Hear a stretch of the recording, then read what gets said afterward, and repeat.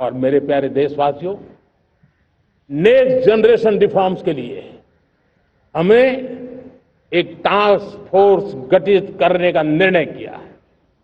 ये task force समय सीमा में इस काम को पूरा करे, वर्तमान नियम, कानून, नीतियां, रीतियां 21वीं सदी के अनुकूल, वैश्विक वातावरण में अनुकूल और भारत को 2047 में विकसित राष्ट्र बनाने के संदर्भ में नए सिरे से तैयार हो और उसका समय सीमा में अपना कार्य पूरा करने के लिए इस टास्क फोर्स की रचना की है।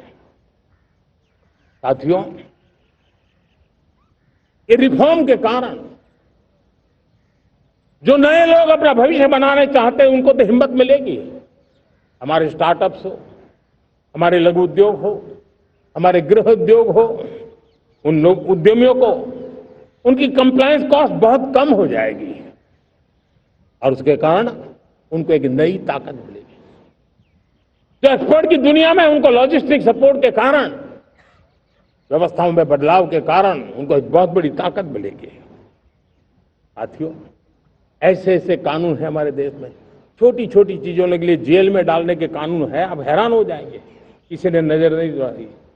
मैं पीछे लगा हूं, ये मेरे देश के नागरिकों को जेल में बंद करने वाले जो अनावश्यक कानून है वो खत्म होने चाहिए। हम संसद में पहले भी बिल लाए थे, इस बार भी लेके आए हैं।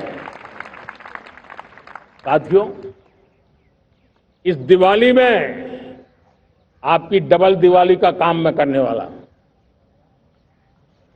इस दिवाली में आपको एक बहुत बड़ा तोहफा देशवासियों को मिलने वाला है। पिछले 8 साल से हमने जीएसटी का बहुत बड़ा रिफॉर्म किया, पूरे देश में टैक्स के बर्डन को कम किया,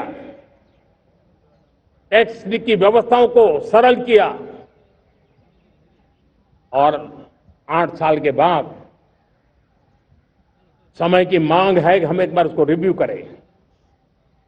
हमने एक हाई पावर कमेटी को बिठा करके रिव्यू शुरू किया, राज्यों से भी विचार विमर्श किया और मेरे प्यारे देशवासियों, हम नेक्स्ट जनरेशन जीएसटी रिफॉर्म्स लेकर के आ रहे हैं।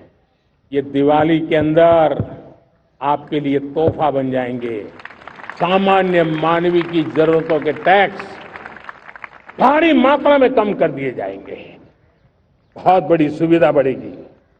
हमारे एमएसएमई, हमारे लघु उद्यमी, इनको बहुत बड़ा लाभ मिलेगा। रोजमर्रा की चीजें बहुत सस्ती हो जाएगी और उससे इकोनॉमी को भी एक नया बल मिलने वाला है।